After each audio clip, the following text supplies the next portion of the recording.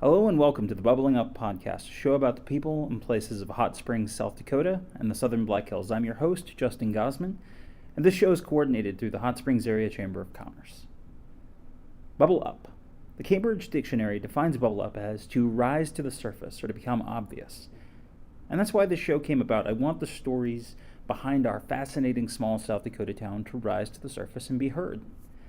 Hot Springs, South Dakota, population 3,460 today, is a community in the southwestern corner of South Dakota, about 50 miles south of Mount Rushmore. Founded in 1890, we got our name from, you guessed it, naturally warm mineral springs that bubble up from underground. The stories seem endless, and it's my hope that this show will enlighten not only the fellow residents of and potential visitors to Hot Springs as to the intriguing history of our community, but also to its ongoing inner workings today, the stories behind our local businesses, nonprofit organizations, and events, the voices that make a community what it is, and that are working to make it what it can be. I hope you'll join me on this journey.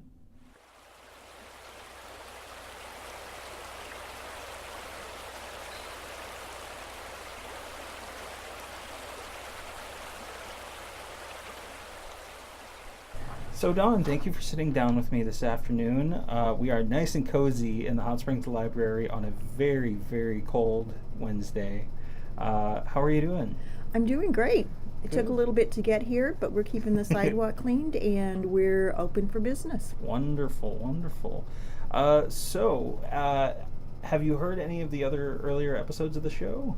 I have not. You have not? Okay, well, I'll fill you in a little on the format. So the first thing that we usually like to do is we like to ask where or how folks found Hot Springs, or if they grew up here, what their experiences were growing up here, and it's just to kind of set a baseline of connecting with the individual before talking about what they do. So, Okay. And I know you have a very long family history in the Hot Springs area.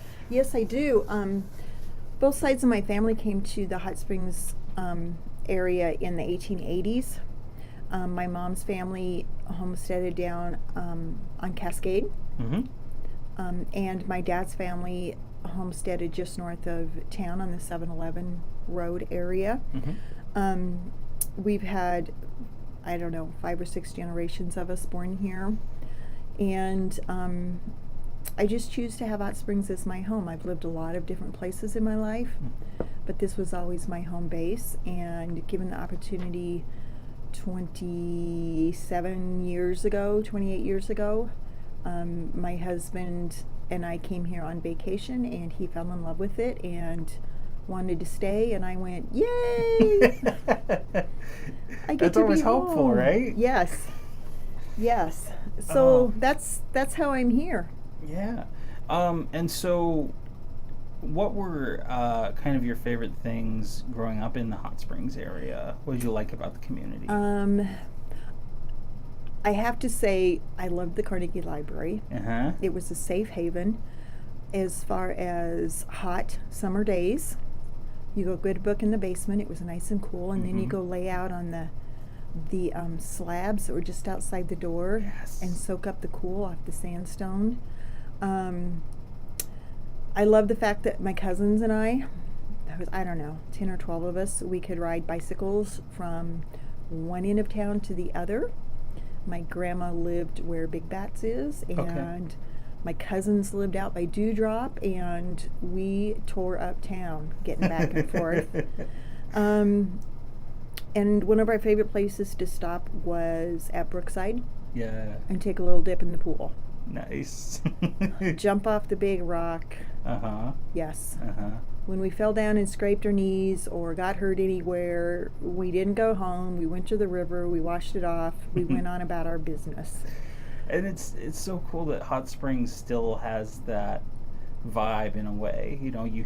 I've heard from some parents, young parents living here today, that they like that it's safer and that you can't quite do it like you used to, where you just kind of let your kid free roam, but you do have a pretty good idea of if they're going to go to the library, if they're going to take a walk to Butler Park or Yes. something like that they're going to be safe. Absolutely. That was one of the reasons we decided to come back to Hot Springs, besides the beauty of it, is that we're looking at have our children growing up in a very large community and with a school that had 1,000 kids in a class. Yeah.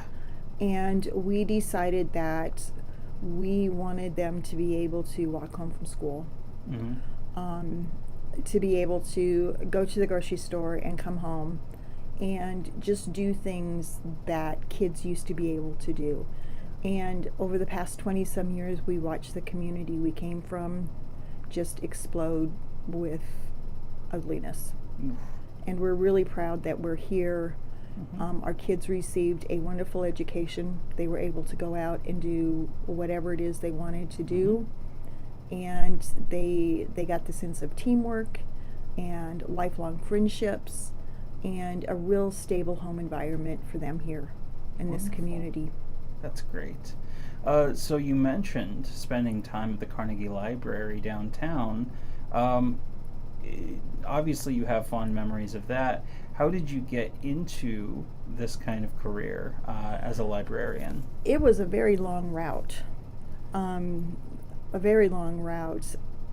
You know, I've mopped floors, I've washed dishes, I've done just about anything and everything.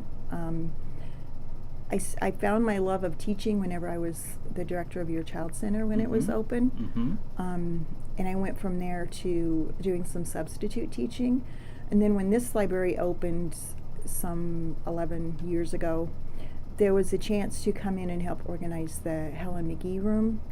It was waist deep wall-to-wall boxes, and it needed to be unpacked and organized. And my mother and I came in and started working on that. And at some point a few months later, they said, "Hey, Dawn, we have a job opening here. Would you be interested?" And I had never really thought about working in a library before. It was always pleasure, not work. But I filled out the application and came in, and the more I thought about it, the more I thought it would be really exciting. And I have been here 11 years. Wow. It is not, I mean, there's work, but it's not bad coming to work here every day. Right? You know, we have the view. I have a wonderful staff. We just tuck and roll and take care of each other and take care of the public. Yeah, and for folks who don't know, the Hot Springs Public Library is located on the south end of Butler Park, on kind of the southwest edge of town along the Highway 18 bypass, just up the hill. Yep. And from the back of the library, there's this fantastic, stunning view of the Seven Sisters Range. And I love that you guys have seats out back for people in the summertime to sit, and they can still connect to the Wi-Fi and stuff and just read or lounge or whatever. Yep, the Wi-Fi here in the library is on 24/7. It reaches out far enough into the parking lot so that you can sit in your vehicles on a very cold winter night if you need to. Or you can sit around the building anywhere. I have a lot of people come in and go, "Oh my God, this is a beautiful building, and look at that view."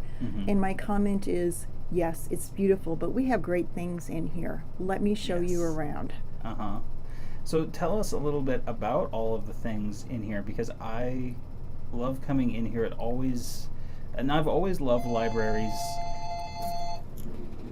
It's okay. Okay. No, you're good. As a kid growing up, I always loved going to, because I remember the tail end of the Carnegie, being able to go into the Carnegie Library, and I have so many memories of going to the one when it was in the old church building, a few blocks up from here. And so tell us a little bit about everything that you have here, because you've grown exponentially. Not only in the 11 years that it's been in this location, just in terms of the space, but what you filled it with. Tell us about everything that you've got here, beyond books, because it's so much more. Yes. We kind of, when they were designing this, they kind of used the adage, "If you build it, they will come." And they certainly have. If you think back to the Carnegie Library, we had one, maybe two public computers. Now I have 16 public computers. Wow. And they are used. We have 100 and some thousand uses on our computers in a year, according to my stats. I just got in looking at some information this morning that said 25% of the people that live in Hot Springs proper, inside the city limits, don't have internet. Oh, wow. So out of the 3,400 people, 25% of them don't have internet, and they come here. And even those that do come here to use the printer and the copier. We have a really nice printer that prints quality photos on photo paper. You can bring those in and get some photos printed. We have study rooms. We've had groups of college students come in and use those rooms for study time. We do proctoring here. Every semester I have 2 to 3 people that I proctor college classes to. Wow. I'm really proud to say that most all of them have gone on or are working on being college graduates. Oh, that's fantastic. Including myself. I received my college degree by being able to utilize what's happened in the library and the proctoring here. Such an addition to our community that you can get a college degree without having to move out of the area. Yeah. We have a traveling large print collection that comes through every 3 months. We ship it off and send it to the next library, and they send it to us. Besides the large print we have in-house, it's 150 books that rotates out. So we, with the population around here that appreciates large print, we keep a nice new selection of large print in our building without it costing us too much money. It's a program from the state library for Braille and talking books, so you know, they help finance that. And speaking of Braille and talking books, we have a books on audio program. Yes. That we can help you arrange through the state. You get a player that you bring into your home, and then they send you books, and you plug it in and you listen to them. You can speed them up, slow it down, fix the tone, whatever. When you're done with it, you simply flick the card over and send it back for free. The whole program is free. They tell me there's about 100 people in our county that utilize the free and talking books program. I wouldn't realize that it would be that many. That's great. Yes, it's really great. So if you have a relative out there or yourself that is having trouble reading those fine print paperbacks anymore, let us know. They have hundreds of thousands of books, and that includes magazines and newspapers. Oh, wow. That you can get through That's that great. talking book program. Yeah, and one of the things that I wanted to touch on that I appreciate with the library is that you have been at the forefront of pushing what's available in the community technology-wise. I know we talked a little bit about computers, but in terms of like audiobooks and ebooks, you've got programs even for that. Yes, we have. We belong to a consortium with the South Dakota State Library called South Dakota Titles to Go. It's quite a few libraries in the state belong to it, which makes our money pool go all that much farther. We use an app called Overdrive or Libby. Yes. And we have thousands of audiobooks or ebooks available at your fingertips. All you need to use is your current Hot Springs Public Library card. You can check out up to 5 things at a time from the comfort of your home. I just wanted to show you, people can't see this obviously in the computer, but I have Libby on my phone right now that I'm showing, that I use my library card from this library for. And it makes it so convenient if you can, and you guys have a nice balance of hours in terms of being able to have people who do work maybe an 8 to 5 or a 9 to 5 type job. You have a couple days of the week that you're open until 7, and that makes it nice for those people to have that opportunity. But if there are people who don't have at any time the opportunity to get into the library, they can still use some of the resources the library has. Absolutely. One thing we really like about Overdrive is that the people who buy the books for Overdrive come from all over the state. Although our girl here, Rachel, She is one of the purchasing agents, and she gets to purchase books Oh, nice. once or twice a month. But being people from another area, they often purchase books, audiobooks, whatever, that we wouldn't think of buying. Yeah. So it really does kind of expand our base here. Mm-hmm. So every once in a while I get on there and I'm like, oh, that looks like a wonderful book. I would have never thought of buying that for the library. And I can look on there and see how many people are checking it out. And maybe we do need to buy a copy for our library. Right.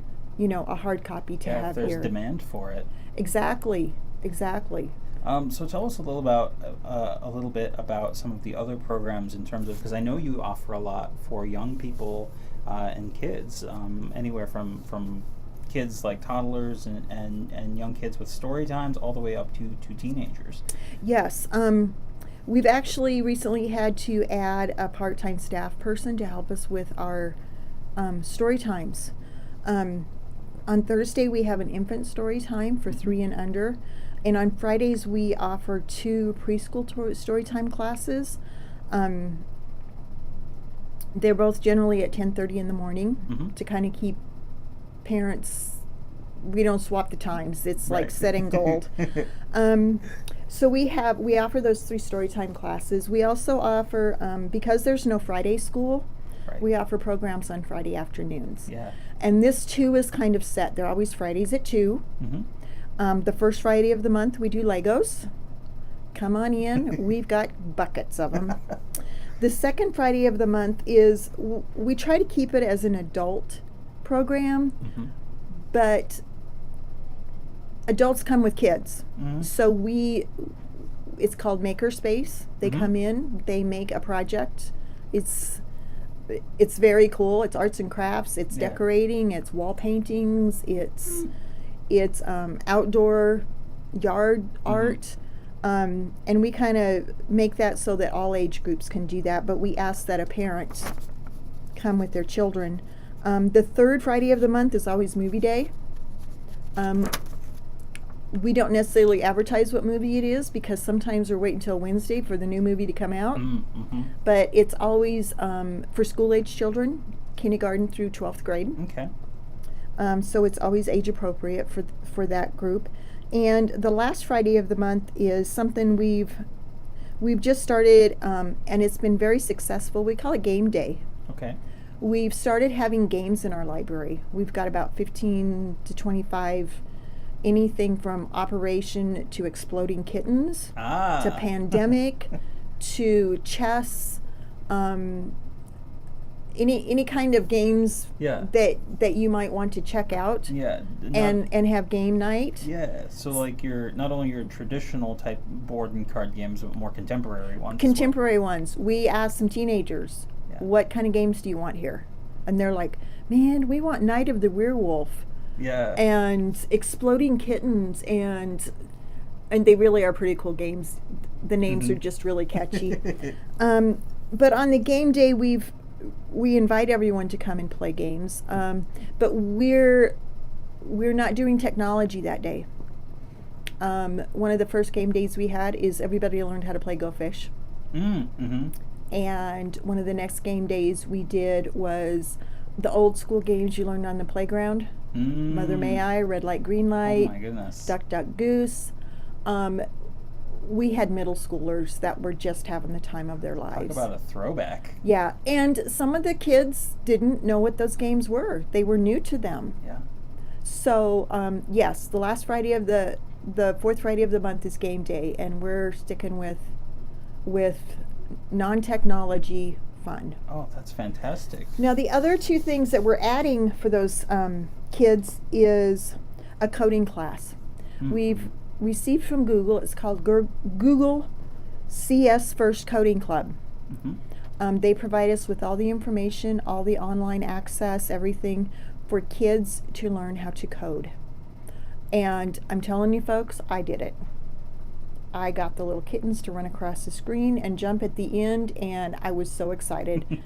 And we always have that on Tuesdays. From 5 to 6 o'clock. Okay. It's kind of a self-directed thing. You get the kids going. They sit at their computer. They do all the coding, all the directing, and at the end of the hour or however long it takes, they'll have some action on the screen. They will actually have made a little movie, designed a little video game.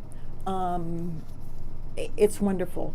We had a class last night. There were 6 young men here between 3rd grade and 5th grade. Wow. That were in here doing coding. Nice. It is the next big thing. It's the future. Yeah.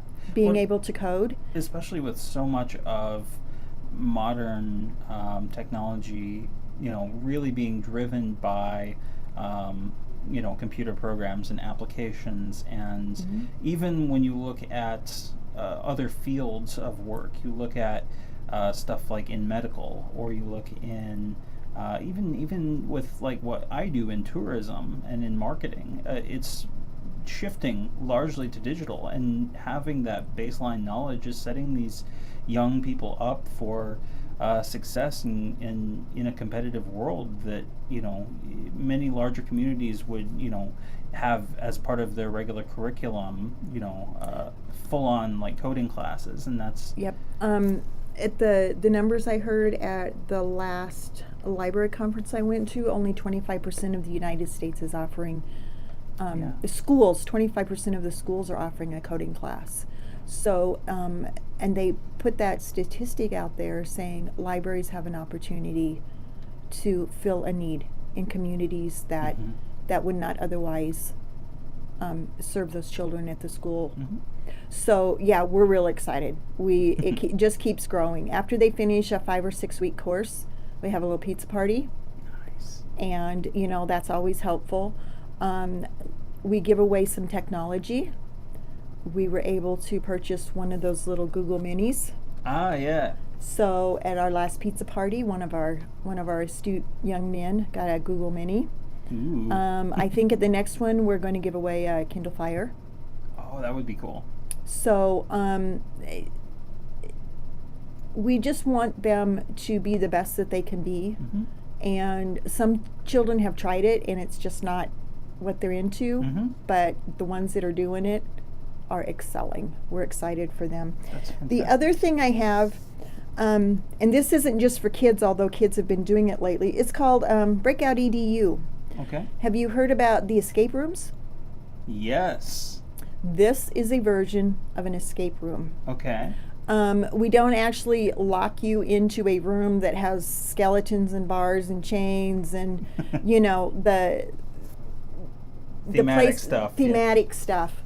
But what it amounts to is a black box that's got 5 or 6 padlocks on it. And they might need padlocks. They might be codes that are color coded. They might be ones that are number coded. They might be a directional lock. It might be a key lock. It might be all different kinds of locks. Okay. And what you do is you get a scenario. The one that I did was there's been a murder and you're the forensic scientist and you're supposed to be to court in an hour with all the DNA or information to prove this murder guilty. Right.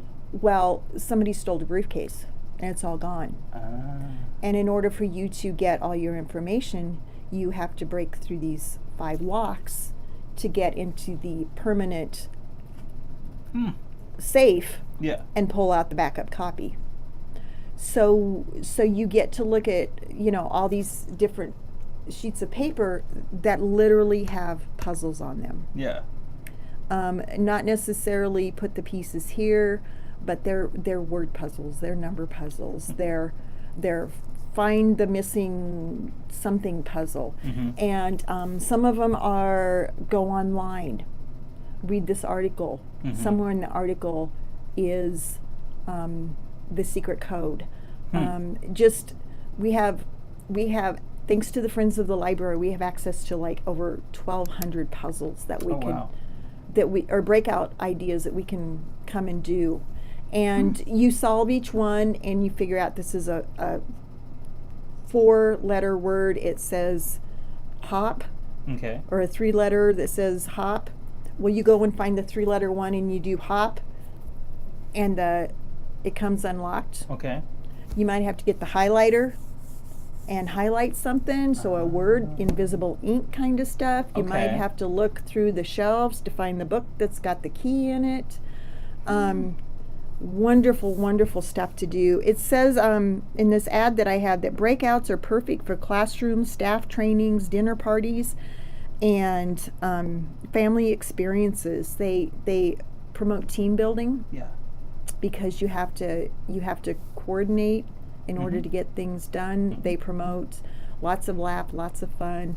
They make you pull out that little part of your brain that says, man, that's just not clicking.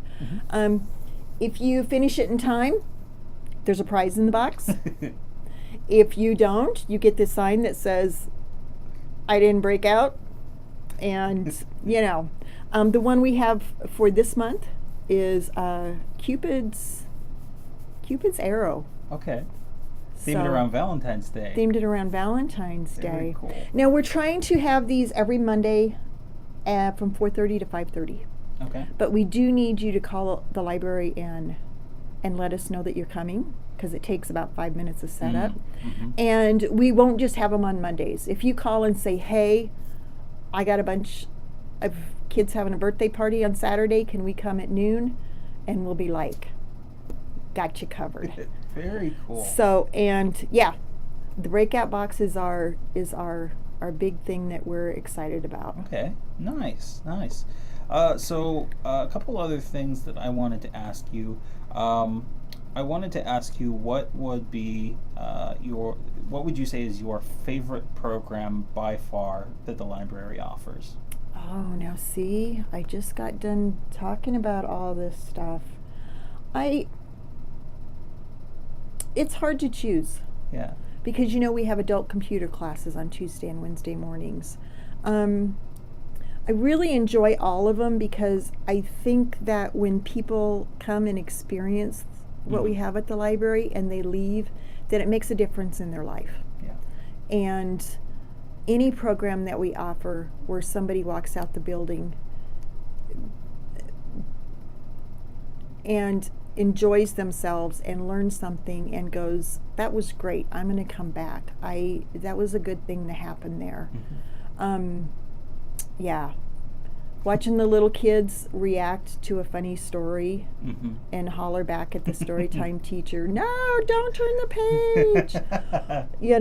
That's got to be pretty hilarious. When I help someone on the computer and they figure out that you can left click on a blank space and then use that roller, Mm-hmm. they're like, it's worth it. Yeah. It's worth the whole thing just to come to learn Yeah. that one little piece of information that they didn't get. And I love that you guys offer that, because that's one of those things, like my mom, she's not, she wouldn't describe herself as computer savvy at all, but she's one of those people that she has for years come to the library to get on the computer, and she's progressively gotten more comfortable with what she can do, and now she has taken a new job where she is on the computer all the time. Mhm. And I think that's another thing that is a result of a lot of the programs you offer here, is that you can have those transformative experiences where people, whether they're young or they're old or they're kind of in the middle, where something clicks with them, and Yes. they can realize that they're capable of more than they thought they were. Absolutely. And I like that some of those moments are really kind of quiet and private. Yeah. It's not a big show. Sometimes it's not in the middle of a giant program Mm-hmm. that we make a difference in someone's life. Sometimes it's just, I need to have this printed, can you show me how? And Yeah. from then on out, they're like, I can print things. Yeah.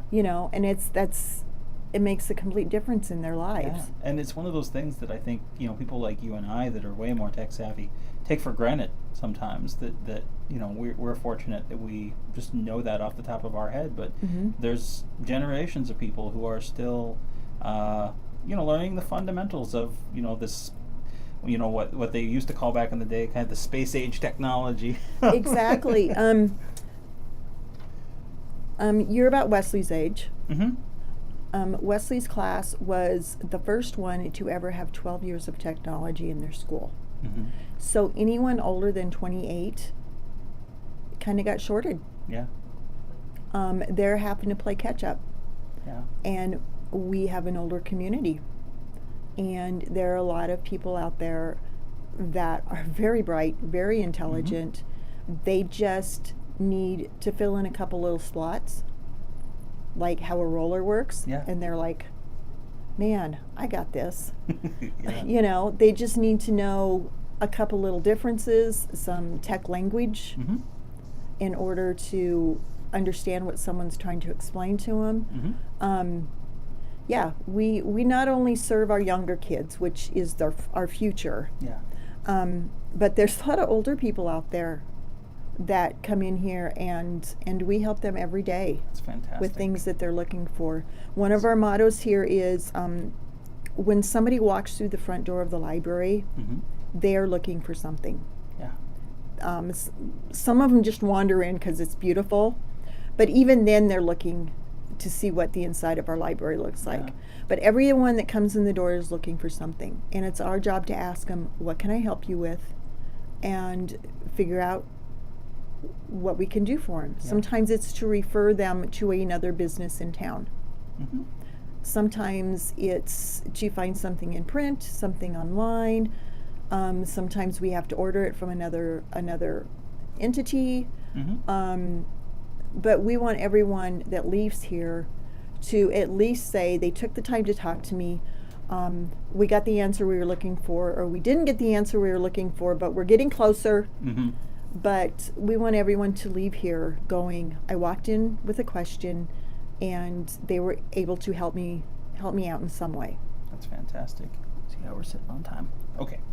So one of the last things that we do in the show is that at the end of each episode, with our interviewee, I ask a few trivia questions about Hot Springs. Okay. And see how you do. I'm ready. I think you'll do wonderfully. So the first question is, name 3 Hot Springs businesses that serve pizza. Oh, we have Pizza Hut, we have Burnout Pizza, and we have the Winner Circle.